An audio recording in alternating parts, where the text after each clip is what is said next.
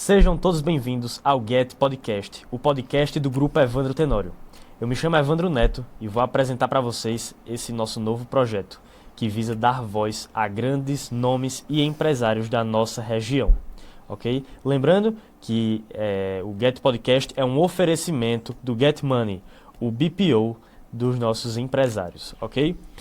E aí eu trouxe, não teria ninguém melhor para iniciar esse projeto senão ele, que tem 30 anos de contabilidade, fez direito, contabilidade, vou até ler aqui o currículo, ciências sociais e letras, é casado com Andréia, pai de Evandro, eu, Júlio e Giovana, investidor na área imobiliária da nossa cidade e fundador de um escritório com mais de 500 clientes. Senhoras e senhores, por favor, Evandro Tenório. Boa noite a todos. Eu queria cumprimentar os nossos clientes, os nossos fornecedores, os prestadores de serviços e demais pessoas da sociedade caruaruense e de Pernambuco.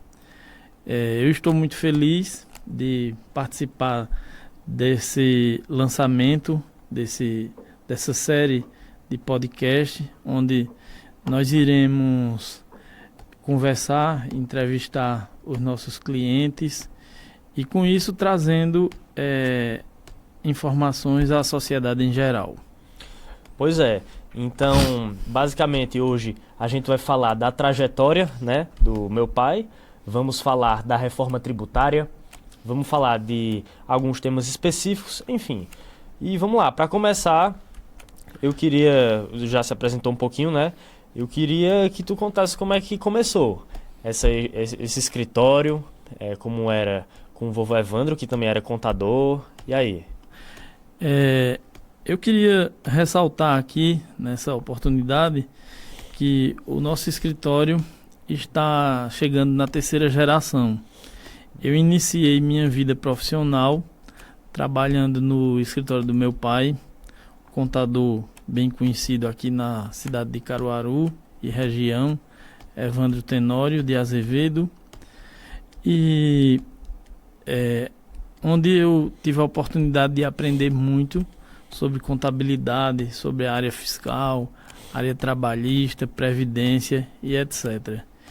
E aí entendi que chegou o momento de iniciar meu próprio negócio, o que aconteceu no ano de 2021 e comecei 2021 não, desculpa, 2001. Isso. Comecei meu próprio escritório e de lá para cá trabalhamos, batalhei bastante, iniciei com apenas 3 clientes, na época era um produtor rural, pessoa física, uma indústria de confecção e um representante comercial.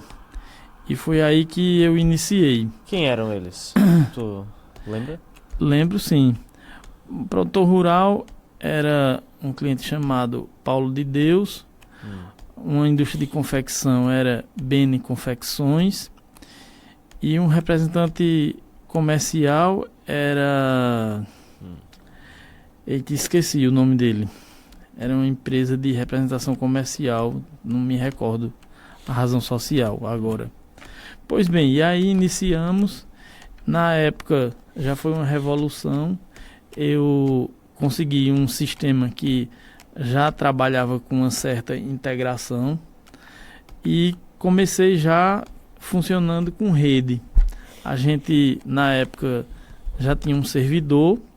Era um servidor dedicado, ninguém trabalhava no servidor. Master Mac. E eu já era Master Mac, o sistema.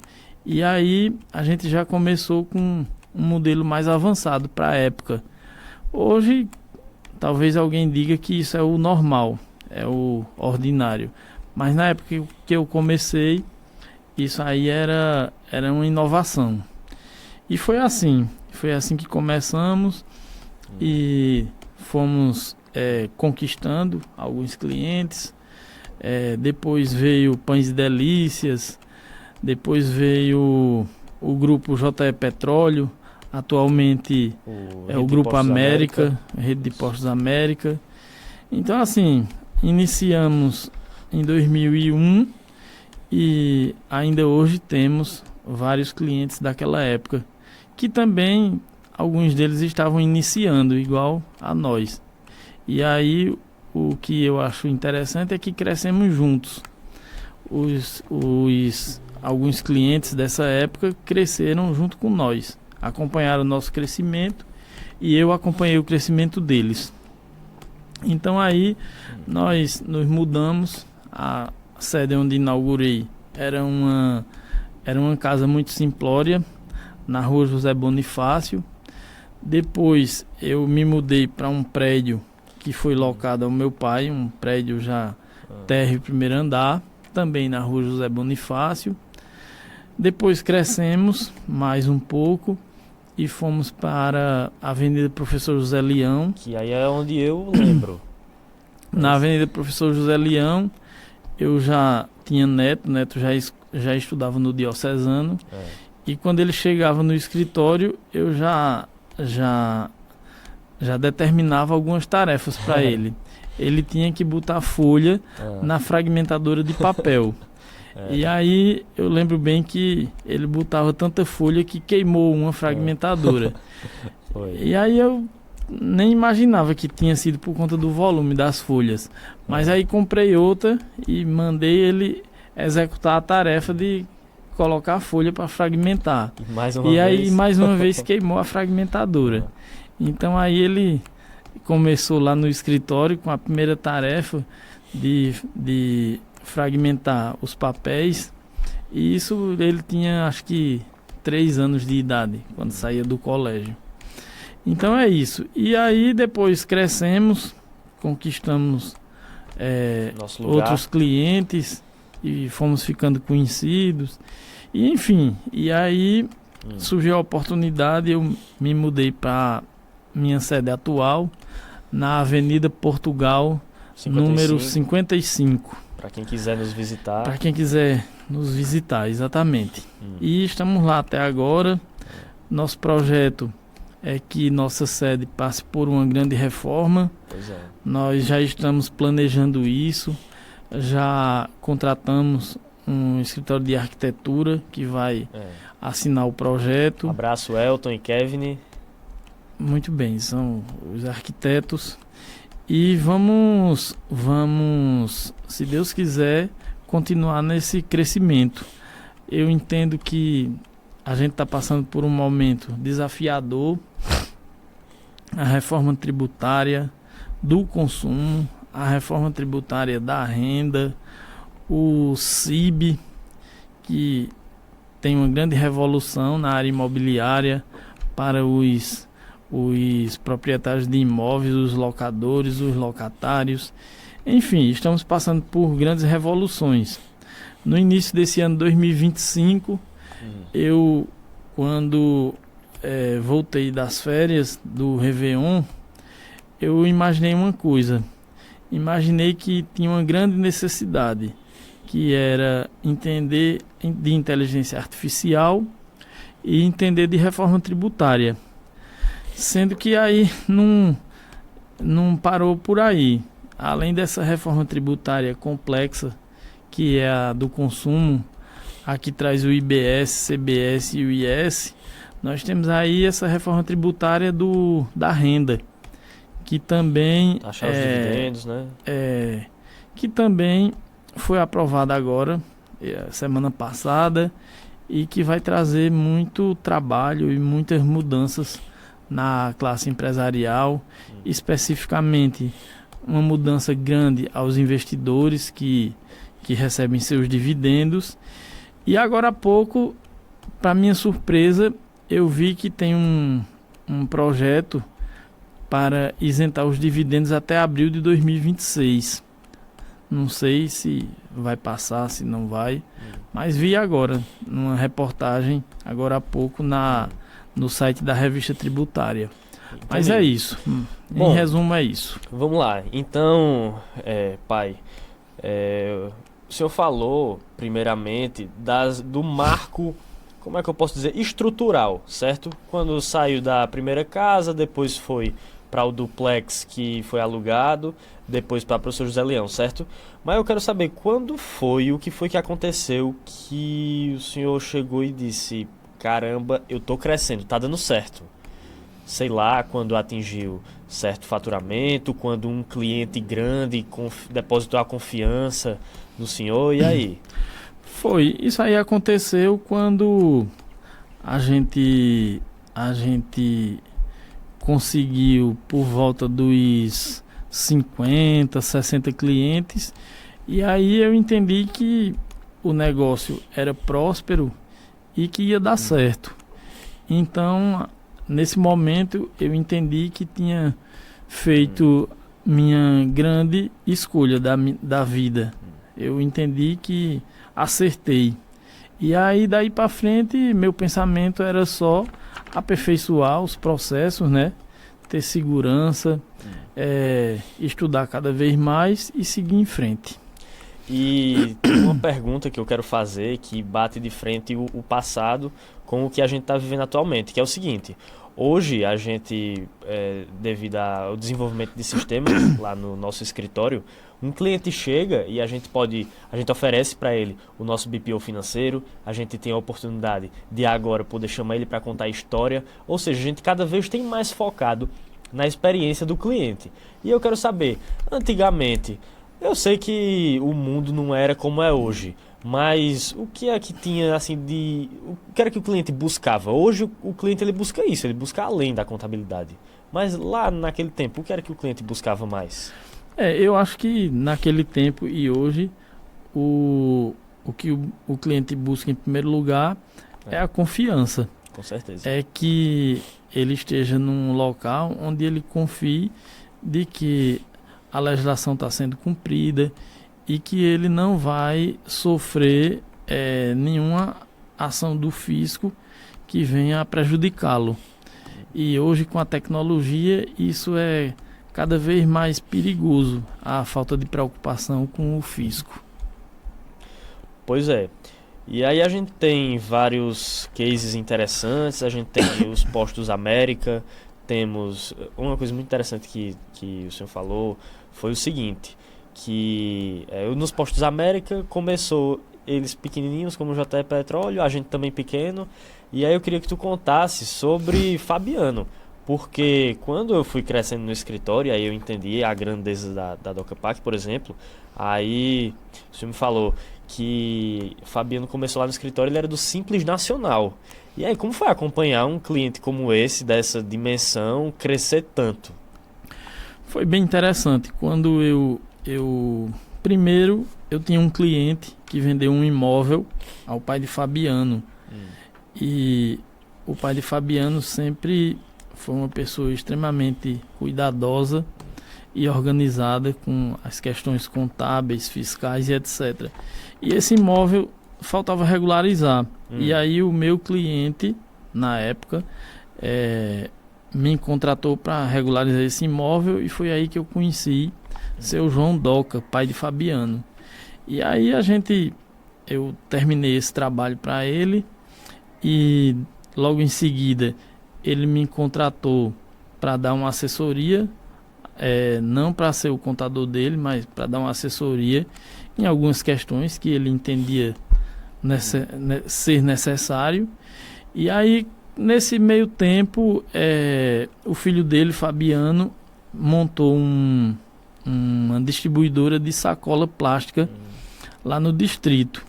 E aí... É onde é hoje a DocaPac? Onde é hoje, sendo que o imóvel era um imóvel bem pequeno, ele passou por várias expansões, né, e era bem pequeno em relação a hoje. Sei. Mas aí eu comecei sendo contador de lá da DocaPac quando eles ainda eram uma distribuidora de sacolas. E aí eram optantes pelo Simples Nacional, e aí eu fui aumentando a confiança e tive a confiança de seu João Doca e em seguida a confiança de Fabiano Doca, certo. Hoje também Tiago. E aí a gente começou trabalhando e ele falou do sonho que tinha de além de comprar e vender, de fabricar. E aí nós fizemos um planejamento e eu me lembro bem que ele ia muito lá no escritório entender como é que funcionava o ICMS, entender o Prodep, entender PIS, COFINS, imposto de renda e etc. E aí, depois de muita conversa e muito planejamento, nós iniciamos a contabilidade da DOCA-PAC, que migrou do Simples Nacional para o lucro real com o Prodep.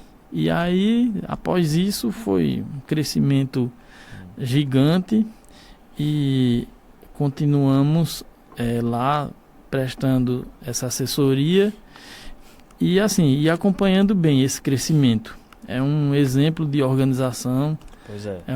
um exemplo de empresa que acredita na contabilidade, acredita nos procedimentos fiscais, e aí por isso que vem num crescimento considerável.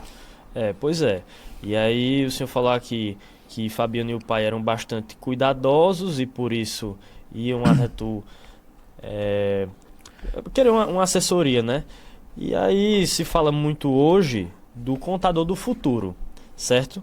O contador do futuro é esse mais aconselhador, é esse que o cliente conta muito a opinião, porque, por exemplo, tu já me falou uma vez que o dono da farmácia do trabalhador brasileiro, quando a gente fazia, ele não comprava um imóvel sem que te consultasse antes. O que é que tu acha disso para o futuro? Eu acho que primeiramente existe uma diferença entre a assessoria e a consultoria. A assessoria é quando a gente ajuda a fazer qualquer coisa, a uma escrituração fiscal, um lançamento no balancete. E a consultoria, eu entendo que é um nível mais avançado. É quando a gente tem a oportunidade de opinar sobre o negócio, não sobre um mero lançamento fiscal. Não que isso não seja importante, mas é um outro nível de conhecimento. A gente precisa conhecer o negócio e não meramente parte técnica. Entendi. E aí vamos lá, partindo agora para a parte que eu chego no escritório, né? Eu chego no escritório no dia 1º de fevereiro de 2020, nem queria ser contador ainda estava naquela de querer ser jogador, né? Mas não tenho o dom do futebol. E aí, minha primeira tarefa no escritório, tá lembrado, né? Tô lembrado, sim. Foi comprar uma muda, 3 mudas e plantar para fazer sombra no terreno anexo ao lado, que era o nosso estacionamento, hoje é o nosso galpão, né? Mas é muito interessante essa parte, porque à medida que os anos iam passando, hoje não tem mais essa árvore, mas à medida que os anos iam passando e que eu chegava, por exemplo, da praia em janeiro e via como a árvore tinha crescido, isso aí refletia muito no meu amadurecimento dentro do grupo também, né? E eu acho muito interessante. E aí eu queria saber de tu agora, qual que era o planejamento, certo? Anotar aqui. Qual que era o planejamento para mim quando eu entrei? O que é que tu conversou com a direção, tal, enfim. O planejamento era que os processos acontecessem de forma mais lenta.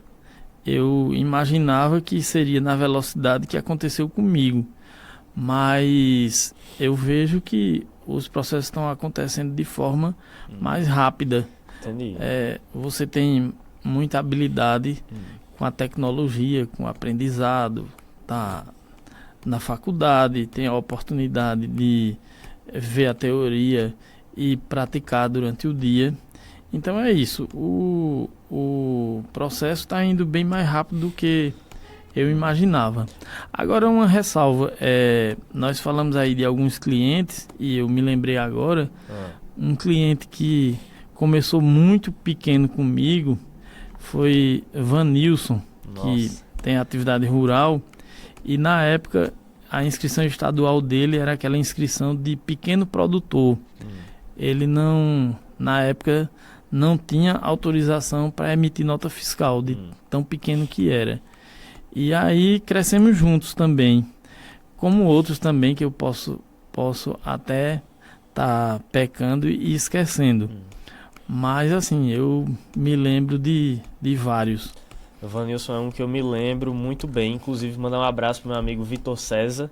Já convidei eles para vir para cá. No final do episódio, vou separar um tempinho para falar quem já está confirmado e quem está a confirmar, que vem a seguida.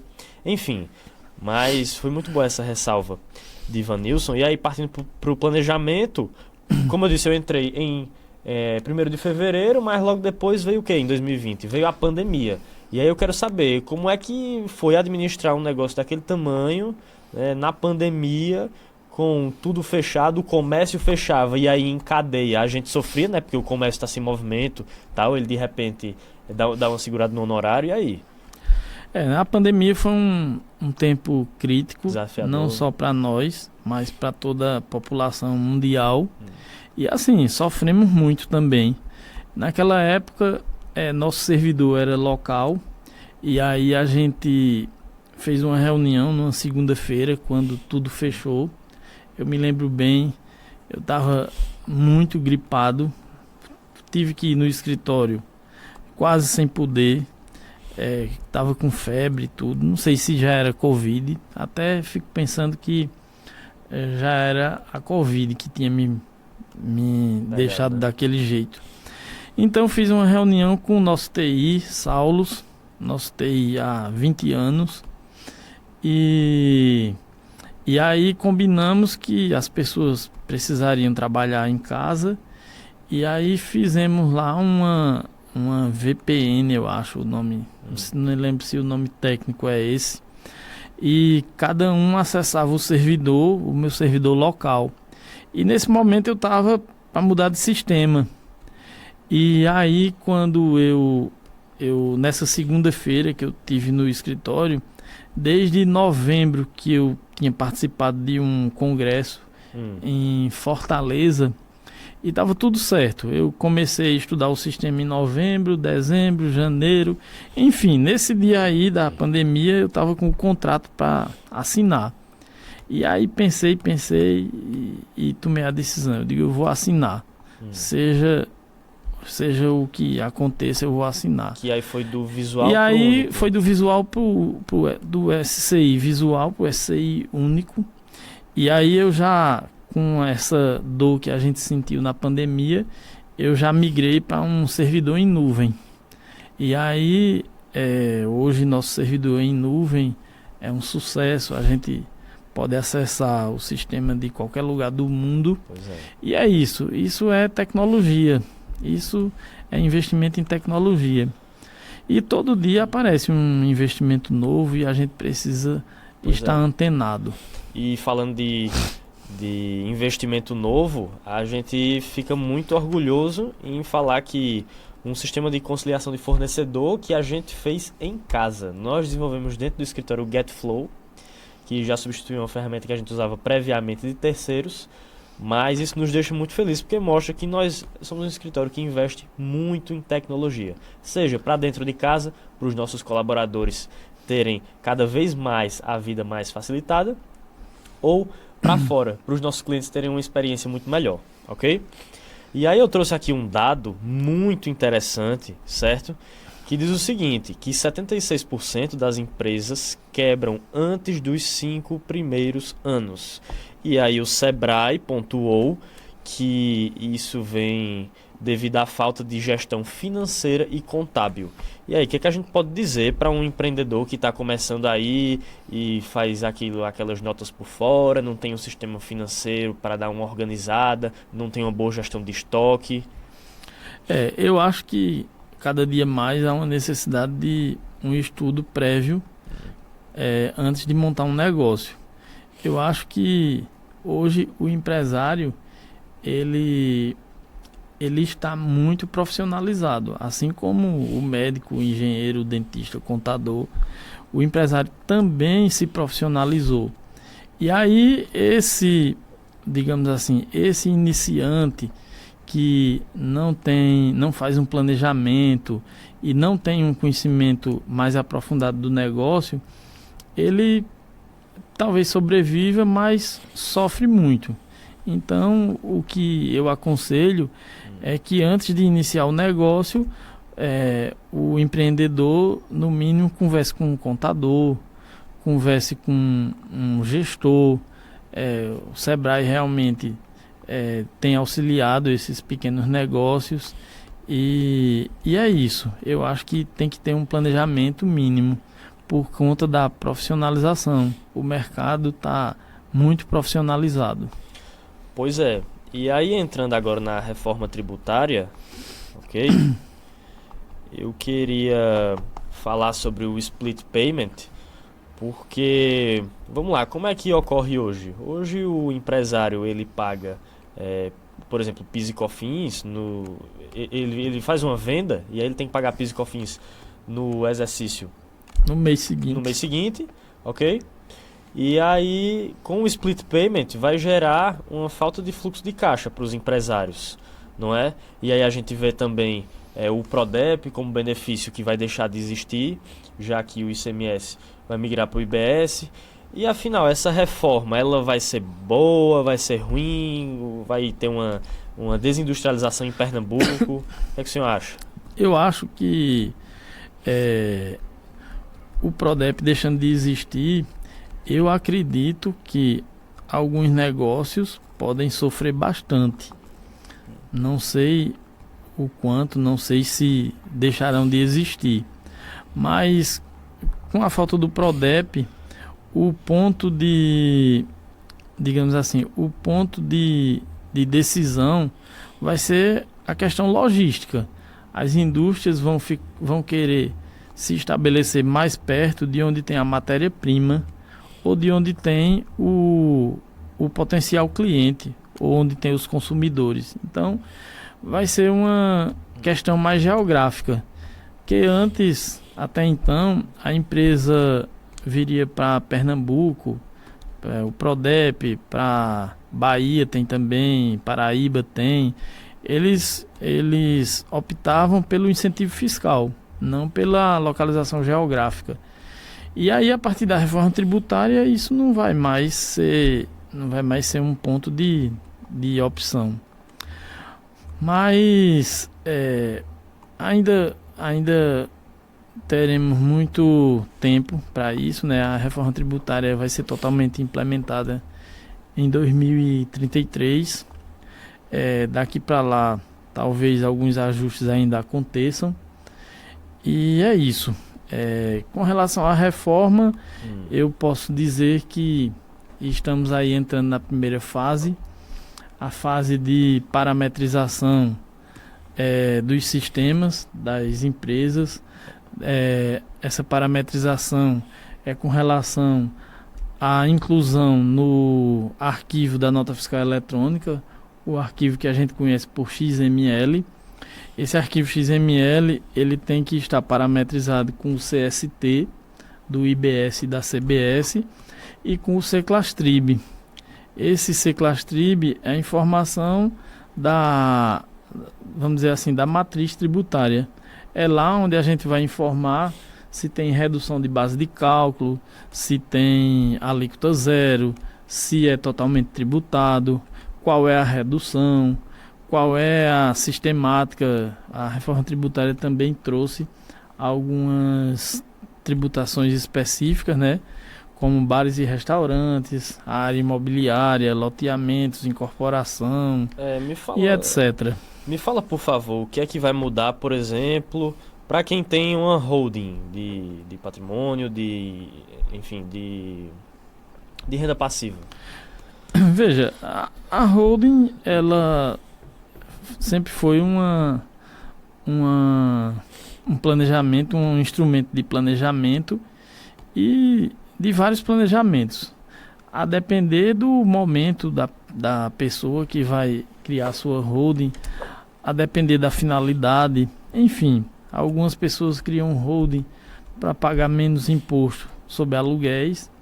Aí digo que a finalidade seria planejamento tributário. Outros como uma forma de segregar o patrimônio dos negócios operacionais com uma intenção de proteção patrimonial, outros como planejamento sucessório, enfim, cada usuário de holding tem uma necessidade. A gente não pode pensar numa holding que serve para todo mundo e serve para todas as situações. Cada pessoa tem uma necessidade. Mas digo que hoje a necessidade da holding para o planejamento tributário, ela é bastante importante.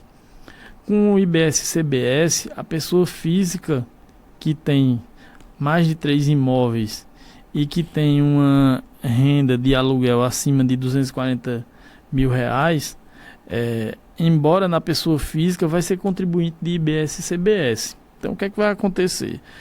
Na pessoa física você vai pagar 27,5% de imposto de renda sobre os aluguéis, certo, até 27,5%, né? Vai obedecer lá a tabela progressiva, certo, que teve bastante mudança agora há pouco, e vai pagar também IBS e CBS.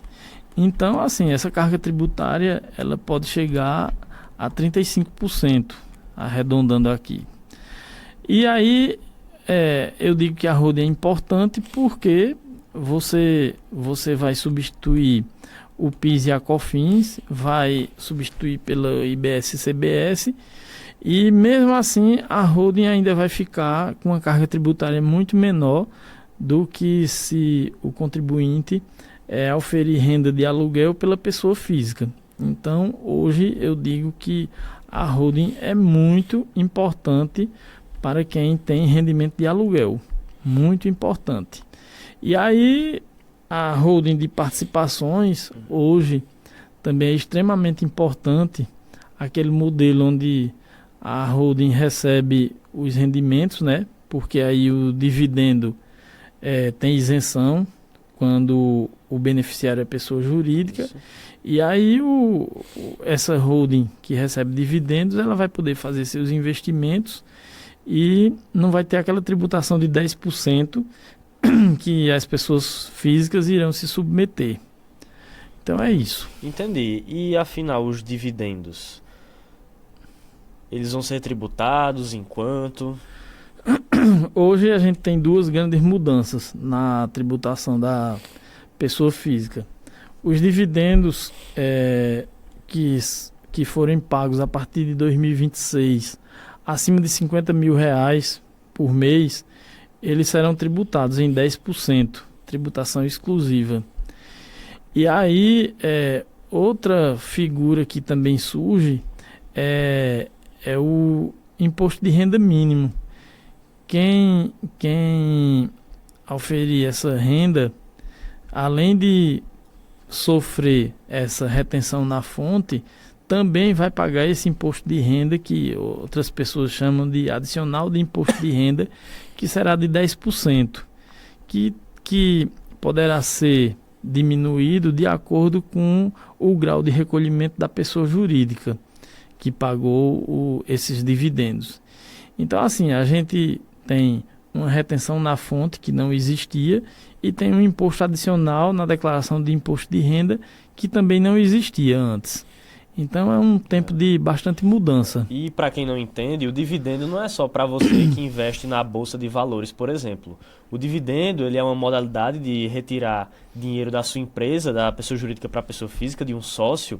Então, assim, até para de repente fugir do imposto de renda, para não tirar como prolabore, certo? E aí isso daí é um problema, porque você tirava ali, como a maioria faz, tirava o mínimo possível como prolabore para pagar ali seu INSS e fugir do imposto de renda, e o resto era zero de imposto de renda, ok? E agora vai passar a ser pelo menos 10%, ok? E aí, algo muito interessante, falando sobre o fisco, que tem tudo a ver, é que queria compartilhar com vocês que, para quem diz que o fisco nunca vai chegar, diz, eles não fiscalizam a gente, eles têm a Ambev para fiscalizar, que esses dias chegou um cliente lá no escritório, que ele é de Panelas, certo? E aí, um cliente não, né? Um lead, ele chegou para ser o nosso cliente.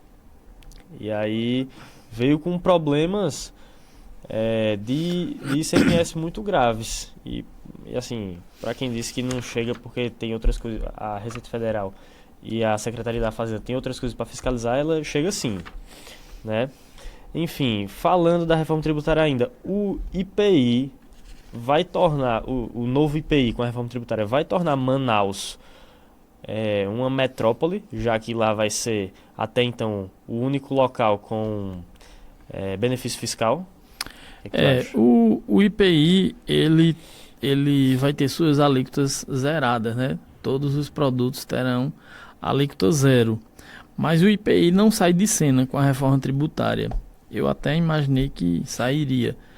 E aí, os contribuintes que tiverem produzindo produtos que concorram com a Zona Franca de Manaus, esses aí continuarão sendo tributados pelo IPI. Então, o IPI praticamente está servindo para um equilíbrio entre a Zona Franca de Manaus, entre o sentido de existir da Zona Franca de Manaus e as demais empresas. Eu queria ressaltar também que a reforma tributária trouxe o IS, que é o imposto seletivo. É um imposto que tem as características semelhantes ao IPI.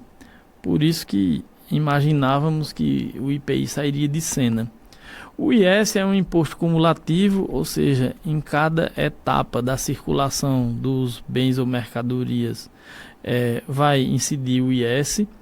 E é um imposto que incide sobre produtos que sejam nocivos à saúde e sejam nocivos ao meio ambiente. Então, a Lei Complementar 214, ela trouxe lá um rol de produtos que são classificados como nocivos e que haverá essa tributação. É bem semelhante ao IPI, que trazia aquele critério da essencialidade, que quanto mais essencial, menor seria a alíquota, chegando até a isenção à alíquota zero. E quanto mais supérfluo, mais teria uma alíquota majorada. E é isso, o IPI está aí em cena, com suas alíquotas zeradas, e aí vem o IS.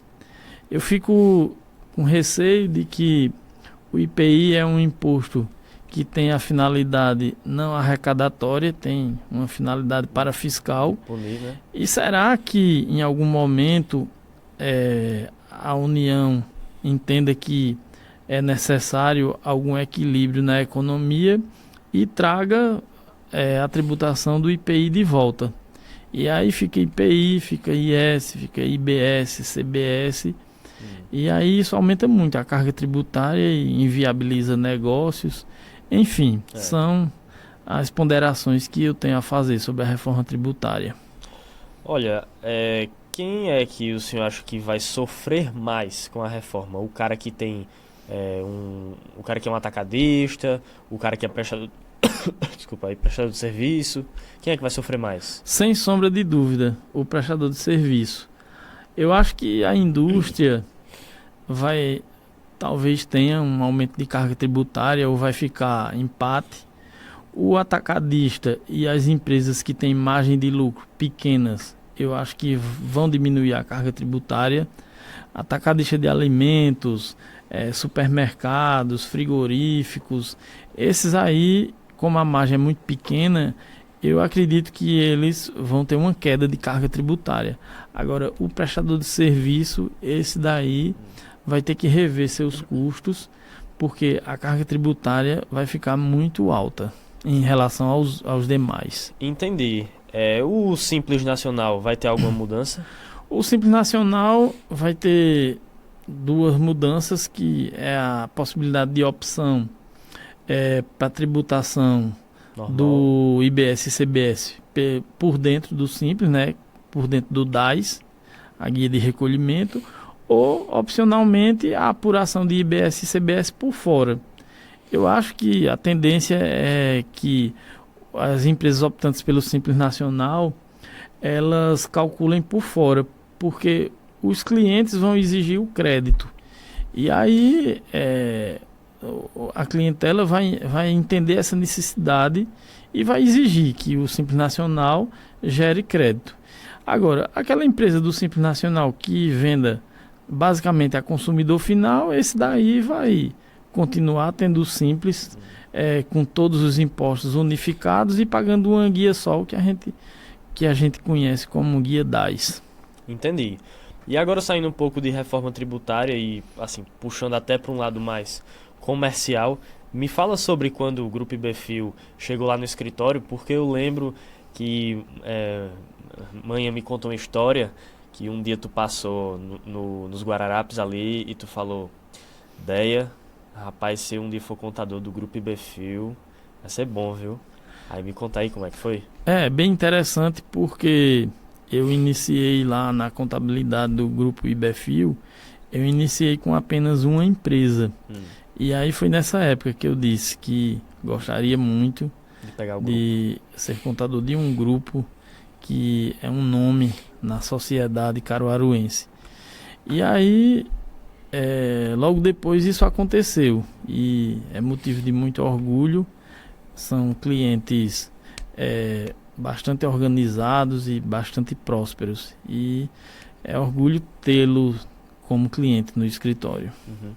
Dos clientes da nossa carteira hoje, qual foi o mais difícil assim de conseguir, mas que hoje é até um grande amigo? Eu não lembro, não tenho esse dado. Sei. Não lembro. Entendi. E aí a gente pode falar também ainda da reforma das oportunidades. Surgem novas oportunidades. Eu lembro que na sua palestra da SES falou das oportunidades que, por exemplo, a área trabalhista trazia para a empregada doméstica. Quais as oportunidades novas que tem no ramo da contabilidade para a reforma tributária? Veja, a reforma tributária ela traz oportunidades para nós profissionais de contabilidade. A primeira grande oportunidade está acontecendo agora. Existem vários profissionais que estão cuidando da parametrização, que eu chamo lá no escritório da matriz fiscal dos produtos das empresas que têm uma grande massa de itens. Então, quem tem um número elevado de itens realmente precisa contratar um profissional que cuide disso, que faça esses parâmetros e que entenda de contabilidade, entenda especificamente da área fiscal. Então, a primeira oportunidade é essa. E outras irão surgir, levantamentos, porque a partir de agora a gente não pode fazer as opções Simples Nacional por dentro, por fora, presumido. Então, assim, isso tudo requer um grande estudo. E aí, toda essa demanda que os empresários têm, que os prestadores de serviço, enfim, empresários em geral, eles vão contratar profissionais de contabilidade. Então eu acho que existe essa grande oportunidade. Entendi. E como o senhor sempre diz, o mercado ele sempre vai se corrigindo, não é? O mercado vai se adaptando, né? Vão surgindo demandas e vão surgindo pessoas que se aprimoraram naquelas demandas, vão surgindo software, então tudo vai se adaptando. Não vejo motivo nenhum para ninguém se desesperar. Entendi. Então, antes de finalizar, eu tenho uma pergunta para um mercado que vem se formando já há poucos anos, que é esse mercado em massa de medicina. E eu queria perguntar o que é que o médico recém-formado tem que saber de contabilidade para poder começar a sua vida nessa área mais mercantil. Veja, o profissional da medicina é um profissional diferenciado.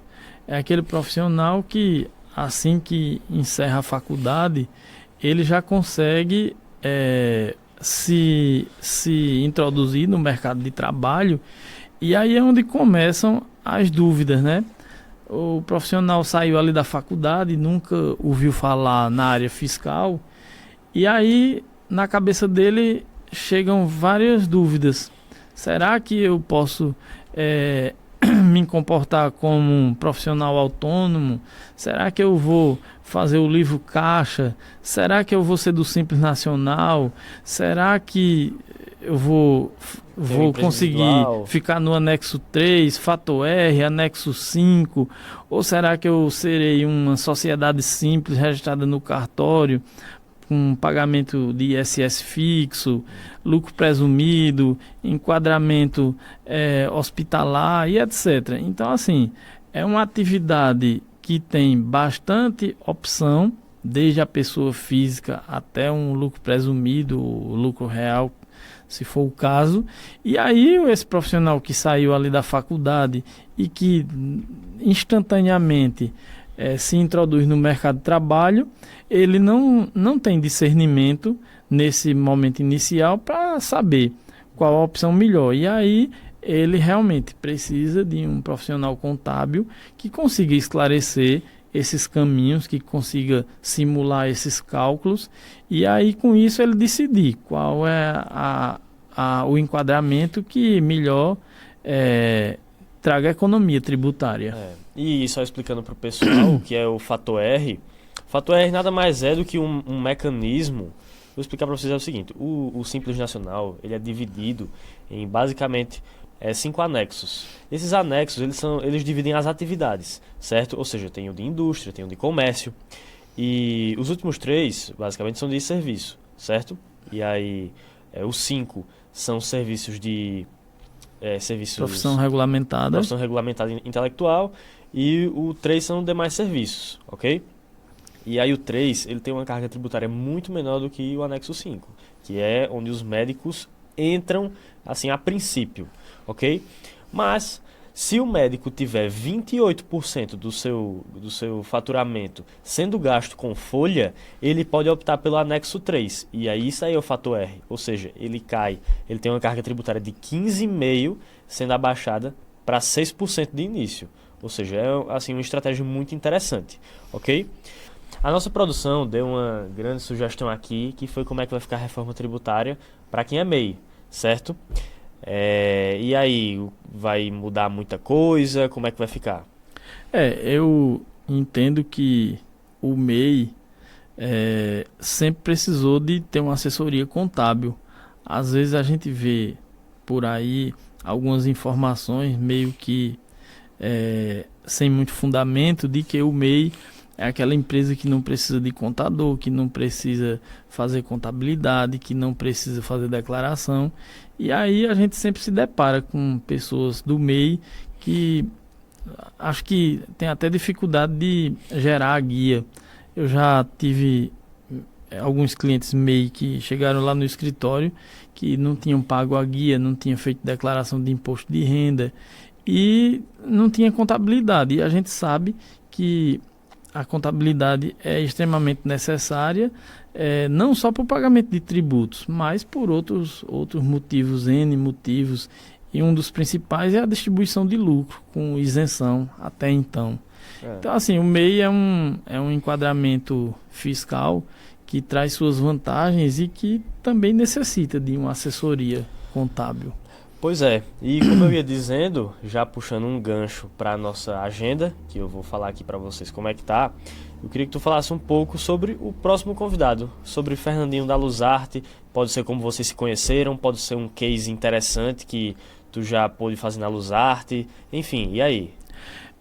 O nosso próximo convidado é um cliente e amigo. Quanto tempo cliente?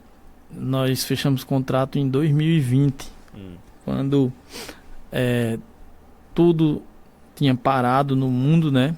Comércio fechado, indústria fechada. E aí nós fomos convidados para conversar com o seu Fernando, com o Fernando Filho, que nós chamamos de Fernandinho.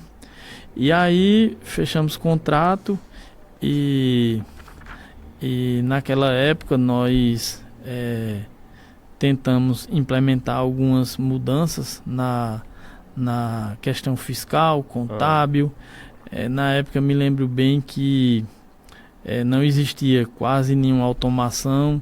Nós implementamos muitas automações E enfim, naquela época a fábrica passava por um momento difícil, que todas as lojas fecharam. Isso também trazia, obviamente, uma inadimplência, não só para os fabricantes, mas assim, as lojas fechadas não pagavam as duplicatas e enfim, era uma crise em cadeia. Mas aí a gente, na época, chegamos por lá e começamos a implementar mudanças, mudar a padronização da contabilidade e enfim, de lá para cá foi um sucesso, a empresa cresceu bastante e acho que ainda tem muito o que crescer. Nós agora estamos cuidando de mais uma empresa do grupo, mais outra indústria que logo será divulgado pela mídia. Inclusive, acho que até ele vai divulgar aqui. E é isso. Talvez ele divulgue aqui. Mas já estamos aqui nos bastidores trabalhando para que uma nova indústria surja aqui no Distrito Industrial de Caruaru. Pois é. E isso é um sucesso. Eu tenho como uma empresa de muito sucesso. De 2020 para cá, tudo mudou. Pois é. Então, vocês estão nos assistindo aqui hoje, ou nos ouvindo, né? No dia 30 de dezembro teremos Fernando Costa, da Luzarte.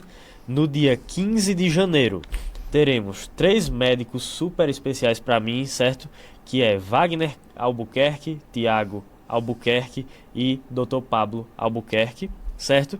E no dia 30 de janeiro teremos o pessoal da Bezerra Engenharia para sentar aqui nessa mesa e contar um pouquinho, tanto do mercado da construção civil como imobiliário em Caruaru, já que eles são uma das empresas que mais cresce na parte da construção civil na nossa região, certo?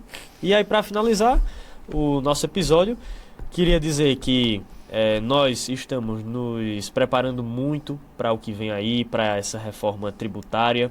Nós somos um escritório que conta com uma banca de professores, né, nos bastidores, para garantir à nossa equipe o máximo apoio técnico, certo? Nós, como dissemos o episódio inteiro, investimos muito em tecnologia, tanto interno quanto externo. E é isso, foi um grande prazer, viu, lhe receber aqui, meu pai, meu patrão, meu sócio, né?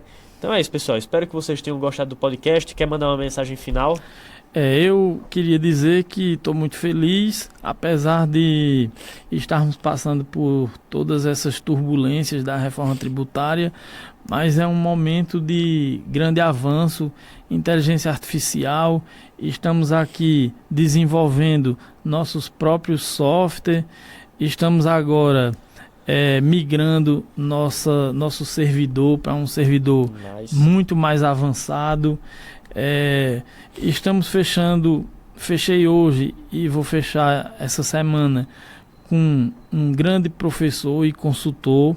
Fechei um grande professor que participarão da nossa banca, onde nós submetemos todos os temas polêmicos e estamos preparados para qualquer assunto. Nossa banca é extremamente especializada,